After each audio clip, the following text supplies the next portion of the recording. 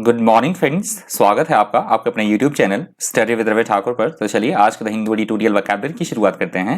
Vocabulary के PDF के लिए आप मुझसे टेलीग्राम ग्रुप पे जुड़ सकते हैं। मैं अपने टेलीग्राम ग्रुप का लिंक इसी वीडियो के डिस्क्रिप्शन बॉक्स में डाल दूंगा, तो आप इसी वीडियो के डिस्क्रिप्शन बॉक्स में जाकर टेलीग्राम ग्रुप के लिंक को एक्सेस कर पाएंगे।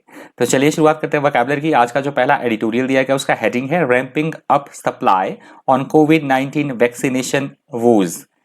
रैंपिंग अप सप्लाई ऑन कोविड-19 वैक्सीनेशन वूज। पहला जो एडिटोरियल दिया गया है एज यूजुअल कोविड-19 की जो वैक्सीनेशन है, टीकाकरण है, उसके बारे में दिया गया है।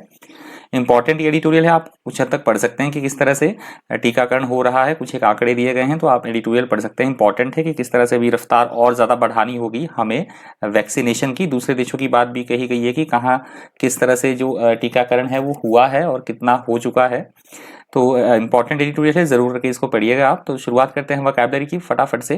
पहला जो वर्ड है आज का वो है ramp up. Ramp up word यहाँ पे वर्ब की तरह यूज हुआ है। रैंप अप का मतलब होता है किसी भी चीज में बड़ी तेजी के साथ में वृद्धि होना, बढ़ोतरी करना, बढ़ोतरी होना, उसे बोला जाएगा ramp up. To increase or cause to increase or booster or strengthen is called ramp up.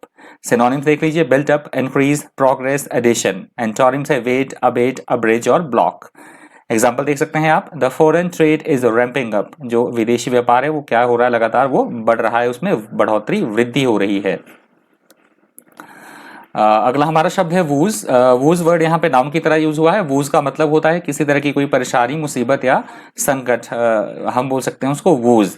The problem that somebody has or great unhappiness is called woes. मतलब किसी तरह की कोई परेशानी होना, किसी तरह की कोई मुसीबत, संकट या किसी तरह का कोई कष्ट, उसे बोला जाएगा woes. The problems that somebody has or great unhappiness is called a woes. Synonyms आप देख लीजिए, afflictions, miseries, sorrows or troubles. Antonyms advantage, add, certainty or comfort. Example आप देख सकते हैं, foreign, माफ कीजिएगा, forget your woes when you see your friend। कि जब तुम तुम्हारे फ्रेंड को देखते हो तो तुम्हारी जो सारी दुख, कष्ट, जो पीड़ा है वो सारी गायब हो जाती है। ऑब्वियस होता भी ऐसा, जब अपने फ्रेंड से मिलते हैं तो हम सारे दुख दर्द अपने भूल जाते हैं। अगला हमारा शब्द है स्लैकनिंग। स्लैकनिंग वर्ड यहाँ पे वर्ब की तरह यूज हुआ है। स्लैकनिंग का मतलब होता है किसी भी चीज का मतलब इंटेंसिटी उसकी कम हो जाना, धीमा पड़ जाना, और अनप्लीजेंट कोई सिचुएशन है या कोई प्रॉब्लम है, कोई डिफिकल्टी है तो उसमें कमी आना, थोड़ी सी शिथिल होना, कम होना, कम करना, उसे बोला जाता है स्लैकनिंग। इफ समथिंग स्लैकन्स और इफ यू स्लैकन इट, ये न्यू वर्ड है, ध्यान से इसको देखिएगा आप। If something slackens or if you slacken it, it become slower, less active or less intense is called slackening. Synonyms फटाफट से देख लीजिए, relaxation, loosening, lessening, abatement. Relaxation, loosening, lessening, abatement. Antonyms है development, increase, addition और unrelenting. इसके antonyms है slackening word के। Example आप देख सकते हैं, he slackened off his pace towards the end of the race. कि उसने जैसे ही वो अपने मतलब रेस, कोई आदमी जो है दौड़ जो है वो दौड़ रहा था कंपटीशन में, कि जैसे ही वो एंड पॉइंट तक पहुंचने वाला था उसने अपनी जो गति थी वो क्या कर दी, धीमी कर दी। अपनी रफ्तार उसने क्या कर दी भाई, धीमी कर दी, किसी एथलीट ने। अगला हमारा शब्द है प्रोक्योरमेंट। प्रोक्योरमेंट वर्ड यहाँ पे नाउन की तरह यूज हुआ है। प्रोक्योरमेंट का मतलब होता है किसी भी चीज की प्राप्ति करना, खरीद फरोख्त करना, प्राप्ति करना, इंतजाम करना, उसे बोला जाता है प्रोक्योरमेंट। खरीदना किसी चीज को, इंतजाम करना किसी चीज का। The act of getting possession of something, procurement. Synonyms आप देख सकते हैं, एक्विजिशन, परचेज, बाइंग और एक्वायरिंग। एक्विजिशन, परचेज, बाइंग और एक्वायरिंग। एंटोनिम्स और एग्जांपल देख लीजिए। एंटोनिम्स है सेल, ट्रिमिंग्स, कॉन्स्ट्रेंट और डिफेक्ट। प्रोक्योरमेंट के एंटोनिम्स देख लीजिए फिर से, सेल, ट्रिमिंग्स, कॉन्स्ट्रेंट और डिफेक्ट। प्रोक्योरमेंट का एग्जांपल है, he was responsible for the procurement of materials and supplies। कि किसी फैक्ट्री में, किसी भी कारखाने में, किसी भी चीज की बात हो रही है कि वो वहां पे उसका दायित्व बनता है वो सामान, मटेरियल और सप्लाई जो है वो मांग और पूर्ति को देखने का, मतलब उसको प्रोक्योर करने का, जो भी सामान है मटेरियल से, जितना भी मटेरियल, तो उसके लिए वो उत्तरदायी है। अगला हमारा शब्द है कॉन्स्ट्रेंट। कॉन्स्ट्रेंट वर्ड यहाँ पे नाउन की तरह यूज हुआ है। कॉन्स्ट्रेंट का मतलब होता है किसी भी चीज में किसी तरह का कोई बाधक तत्व होना, अवरोधक होना, प्रतिबंधित कोई चीज होना, बाध्यता, उसे बोला जाएगा constraint. A constraint is something that limits or controls what you can do is called constraint. Synonyms आप देख सकते हैं रिस्ट्रेंट, रिस्ट्रिक्शन, लिमिटेशन और coercion. Restraint, restriction, limitation, coercion. Antonym से परमिशन, डेमोक्रेसी, बेनिफिट और लिबर्टी। एग्जांपल आप देख सकते हैं their decision to abandon the trip was made because of financial constraints, कि उनका जो डिसीजन था पहले कहीं पिकनिक या ट्रिप जाने का किसी ने कोई प्रोग्राम बनाया और बाद में क्या कर दिया, उसको कैंसिल कर दिया, मतलब त्याग दिया उसको। क्यों त्याग दिया? क्योंकि कुछ एक फाइनेंशियल प्रॉब्लम्स होंगी, कुछ एक फाइनेंशियल जो धन से संबंधित कोई बाधाएं होंगी, रुकावटें होंगी, तो इस वजह से उन्होंने जो घूमने का प्रोग्राम था, कहीं ट्रिप पे जाने का प्रोग्राम था, वो उन्होंने कैंसिल कर दिया। अगला हमारा शब्द है chaotic। chaotic वर्ड यहाँ पे एडजेक्टिव की तरह यूज हुआ है। chaotic का मतलब होता है ऐसी कोई स्थिति जहाँ पे कि पूरी तरह से अव्यवस्था हो, कोई भी वहां पे रूल रेगुलेशन ना चले, अव्यवस्थित, अव्यवस्था की स्थिति, पूरी तरह से डिसऑर्डर की स्थिति, उसे बोला जाता है chaotic। Something that is chaotic is in a state of complete disorder and confusion is called chaotic। Synonyms आप फटाफट देख लीजिए, डिसऑर्डर्ड, disorganized, messy और confused। एंटोनिम से ऑर्गेनाइज्ड, ऑर्डर्ड, सिस्टमेटिक और नीट। एग्जाम्पल आप देख सकते हैं with no one in charge the situation become chaotic, कि देखने वाला इंचार्ज में मतलब सुपरविजन करने वाला कोई भी नहीं था। किसी जगह की बात हो रही है कि सुपरविजन करने वाला मतलब इंचार्ज, मतलब जो सुपरविजन करता है वो कोई नहीं था, इस तरह का बॉस या इस तरह का कोई अधिकारी नहीं था। तो सिचुएशन वहां पे कैसी होगी? बिल्कुल वहां पे क्या थी? गड़बड़ थी, अव्यवस्था की स्थिति थी। अगला हमारा शब्द है अनप्रेसिडेंटेड। अनप्रेसिडेंटेड वर्ड यहाँ पे एडजेक्टिव की तरह यूज हुआ है। अनप्रेसिडेंटेड का मतलब होता है ऐसी कोई बात या ऐसी कोई भी बात हो, कोई भी स्थिति हो, कोई भी घटना हो जो आज से पहले कभी घटित ना हुई हो, उसे हम हिंदी में बोलते हैं अभूतपूर्व या अद्वितीय, और इंग्लिश में बोला जाएगा unprecedented. If something is unprecedented it has never happened before is called unprecedented. Synonyms आप फटाफट देख लीजिए। सिनोनिम्स है अनपैरालल्ड, नोवल, अनयूजुअल और एक्सेप्शनल। अनपैरालल्ड, नोवल, अनयूजुअल और एक्सेप्शनल। एंटोनिम से ट्रेडिशनल, फैमिलियर, ऑर्डिनरी और टिपिकल। एग्जाम्पल देख लीजिए, the loss of life and property was unprecedented in the last earthquake. जो पिछले मतलब अभी पीछे जो अर्थक्वेक आया, भूकंप की बात हो रही है, कि जो नुकसान हुआ है, प्रॉपर्टी जान माल का जो नुकसान हुआ है वो अभूतपूर्व था, मतलब इससे पहले वो जान माल का जो नुकसान था वो इससे पहले नहीं हुआ जो इस भूकंप में हुआ है। अगला हमारा शब्द है फेरोसिटी। फेरोसिटी वर्ड यहाँ पे नाउन की तरह यूज हुआ है। फेरोसिटी का मतलब होता है किसी भी चीज में बहुत ज्यादा निष्ठुरता होना, एक प्रचंडता, उग्रता होना, बहुत ज्यादा खूंखारपन होना, उसे बोला जाता है ferocity. The ferocity of something is its fierce or violent nature. Fierce है ये, fierce or violent nature is called ferocity. Synonyms देख लीजिए फटाफट से, वॉयलेंस, फ्यूरी, ब्रुटैलिटी और सेवियरिटी। वॉयलेंस, फ्यूरी, ब्रुटैलिटी और सेवियरिटी।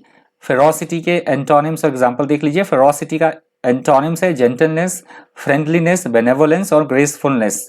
जेंटलनेस, फ्रेंडलीनेस, बेनेवोलेंस और ग्रेसफुलनेस इसके एंटोनिम्स हैं आपके फेरोसिटी वर्ड के। फेरोसिटी का एग्जांपल है the armed forces seem to have been taken by surprise by the ferocity of the attack, की जो सेनाएं थी उस पे एकदम से अचानक पे जब उन पे हमला हुआ, बड़ा खूंखार और बड़ा ही भयानक हमला हुआ, तो एकदम से क्या हो गए, वो एकदम से हैरानी में पड़ गई। आर्मी जो सेना थी एकदम से हैरानी मतलब अचानक से उन पे जब आक्रमण हुआ तो एकदम से वो भौचक्के रह गए, मतलब वो इतना भयानक खूंखार। अगला हमारा शब्द है इनोकुलेट। इनोकुलेट वर्ड यहाँ पे वर्ब की तरह यूज हुआ है। इनोकुलेट का मतलब होता है किसी भी बीमारी से बचाव के लिए टीकाकरण लगाना, इंजेक्शन लगवाना, टीकाकरण करना, उसे बोला जाता है इनोकुलेट। जैसे कोविड-19 के टीके लग रहे हैं, that is called inoculate. To inoculate a person or animal means to inject a weak form of a disease into their body as a way of protecting them against the disease is called inoculate. Synonyms आप देख लीजिए, immunize, vaccinate, inject और infuse. Antonyms है imperil, jeopardize और endanger. Example देख लीजिए, his dog was inoculated against rabies, कि उसके कुत्ते को जो है रेबीज से बचाव के लिए क्या किया गया, टीकाकरण उसका किया गया। अगला हमारा शब्द है out of the woods. Out of the woods word यहाँ पे इडियम की तरह यूज हुआ है। आउट ऑफ द वुड्स का मतलब होता है मतलब विपरीत परिस्थितियों से बाहर होना, खतरे से बाहर होना, कि मुश्किल से बाहर हो चुकी हैं चीजें, खतरे से बाहर निकल जाना, उसे बोला जाएगा इडियम में out of the woods. Out of difficulties, danger or trouble is called out of the woods. Idiom के आप सिनोनिम्स देख सकते हैं, recovering, improving, healthier, over the hump.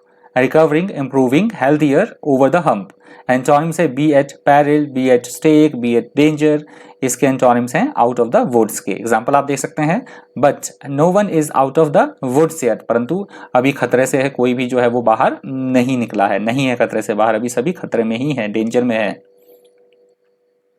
अगला हमारा शब्द है spruce up. Spruce up word यहाँ पे ईडियम की तरह यूज हुआ है। स्प्रूस अप का मतलब होता है किसी भी चीज को मतलब एकदम अच्छे तरीके से एक वेल मैनर वे में लाना, किसी भी चीज को नीट एंड क्लीन करना, अरेंज्ड वे में करना, किसी चीज को साफ सुथरा करना, सजाना संवारना, उसे बोला जाएगा ईडियम में स्प्रूस अप।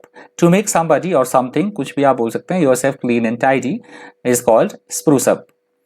सिनोनिम्स आप देख लीजिए, टाइडी, ब्यूटीफुल, रिफर्बिश और अडॉर्न। टाइडी, ब्यूटीफुल, रिफर्बिश और अडॉर्न। एंटोनिम्स है डिटेरियोरेट, डर्टी, मेस अप और फाउल। एग्जांपल देख लीजिए, we should spruce up the home, हमें अपना घर जो कैसे रखना चाहिए, बिल्कुल से नीट एंड क्लीन, साफ सुथरा हमें रखना चाहिए, सजा संवार कर रखना चाहिए। यहाँ से हमारा दूसरा एडिटोरियल शुरू हो रहा है। दूसरा एडिटोरियल नेपाल के बारे में दिया गया है। वहाँ अभी भी राजनीतिक उथल पुथल चल रही है। इसी बीच वहाँ एक सुप्रीम कोर्ट का वर्डिक्ट है जिसके अंतर्गत कि शेर बहादुर देवबा को है वहाँ का प्रधानमंत्री, सुप्रीम कोर्ट ने यह आदेश दे दिया है कि वहाँ के जो प्रधानमंत्री है वो शेर बहादुर देवबा को नियुक्त किया जाएगा। और इसके बारे में दिया गया एडिटोरियल, क्योंकि जो केपी शर्मा ओली जो प्रधानमंत्री थे वो अपना जो बहुमत थे वो साबित नहीं कर पाए। इसके रिगार्डिंग ये सुप्रीम कोर्ट ने तत्काल ये आदेश दिया है कि अगले 24 टू 48 आवर्स में जो है शेर बहादुर देवबा को नेपाल का प्रधानमंत्री नियुक्त कर दिया जाए। तो इसके बारे में दिया गया एडिटोरियल आप पढ़ सकते हैं। हेडिंग है showing the way out on KP Oli's ouster yet again. पहला जो वर्ड है दूसरे एडिटोरियल का वो है एपेक्स। एपेक्स यहाँ पे वर्ब की तरह यूज हुआ है। जब भी ये वर्ड आता है मैं आपको जरूर करके बताता हूँ। एपेक्स मोस्ट प्रोबेबली एडिटोरियल में यूज होता है जब भी कहीं के सुप्रीम कोर्ट की बात होती है। तो मैंने आपको बताया नेपाल के सुप्रीम कोर्ट की बात हो रही है, मतलब उच्चतम संस्था, किसी भी ऑर्गेनाइजेशन में उच्चतम जो संस्था होगी that is called apex.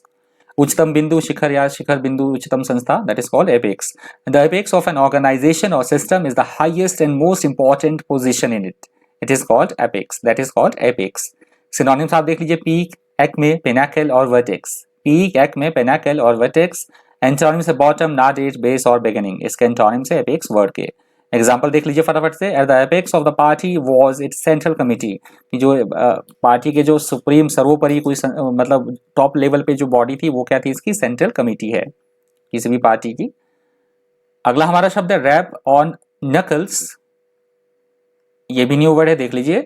Rap on knuckles यहाँ पे ईडियम की तरह यूज हुआ है। रैप ऑन नकल्स का मतलब होता है किसी ने किसी तरह का कोई अपराध किया है, कोई गलत काम किया है तो उसकी भरपूर भरसक उसकी आलोचना करना, उसे किसी तरह की कोई सजा देना, उसे बोला जाता है रैप ऑन नकल्स। क्रिटिसिज्म और punishment that is given in the gentle way for something that one did wrong is called rap on knuckles.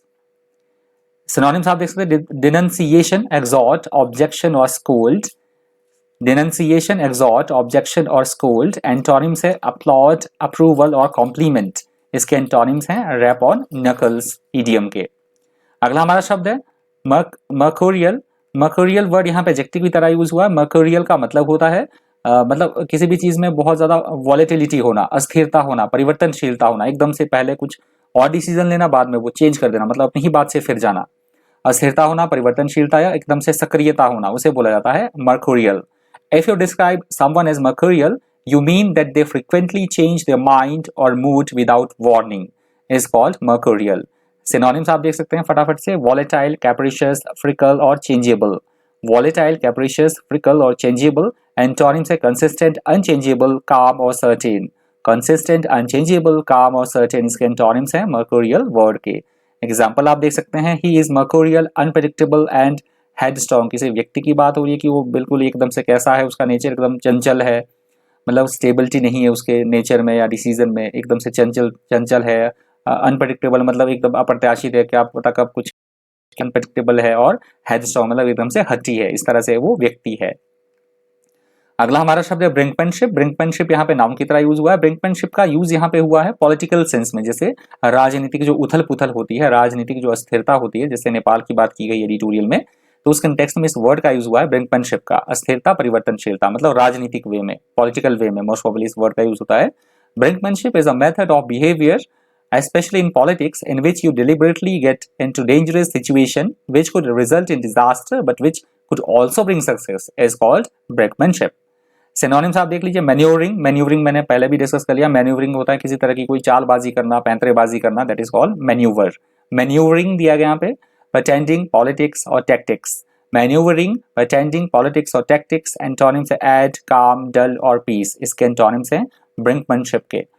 Example आप देख सकते हैं, there is a lot of political brinkmanship involved in this latest development. जो भी ये जो latest development हुई है, कोई प्रोग्रेस हुई है, ये क्या हुई है, बहुत ज्यादा पहले राजनीतिक उथल पुथल थी, तो उसके बाद ये बहुत ज्यादा, मतलब इसके बाद ये प्रोग्रेस जो है इस तरह की हुई है। अगला हमारा शब्द है रिब्यूक, और ये रिब्यूक वर्ड आज के द हिंदू एडिटोरियल वोकैबुलरी का अंतिम शब्द है। रिब्यूक का मतलब होता है किसी ने कोई गलत काम किया है, कोई चीज गलती की है, कुछ किया है इस तरह से, तो उसके बदले डांट फटकार लगाना, उसको डांटना फटकारना, उसे रेप्रिमांड करना, उसे बुलाता है rebuke. To speak angrily to someone because he or she has done something wrong is called rebuke. Synonyms आप देख सकते हैं, reprimand, scold, reproach, admonish। reprimand, scold, reproach और admonish इसके सिनोनिम्स हैं। एंटोनिम्स है praise, compliment, approval और celebrate। praise, compliment, approval और celebrate इसके एंटोनिम्स है rebuke वर्ड के। एग्जाम्पल आप देख सकते हैं, the court rebuked Delhi police for its chronic apathy towards its responsibilities to ensure safety of the residents। कि जो कोर्ट ने है वो दिल्ली पुलिस को क्या किया, डांटा फटकारा। क्यों भाई? क्योंकि वो अपने रेजिडेंट्स जो वहाँ के नागरिक है उनकी सेफ्टी जो है वो इंश्योर नहीं कर रहे थे, जो कि पुलिस का दायित्व है। तो इसके लिए कोर्ट ने क्या किया, उन्हें क्या किया, डांटा फटकारा, उन्हें दिल्ली पुलिस को जो है वो फटकार लगाई।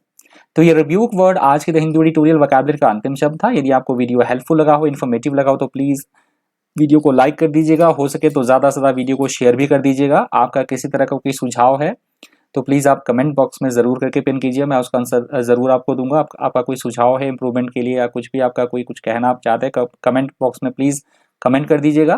तो आज की वीडियो इस वोकैबुलरी में इतना है। इस तरह के इन्फॉर्मेटिव वीडियोस के लिए बन रही है चैनल पर। Thank you, thanks for watching.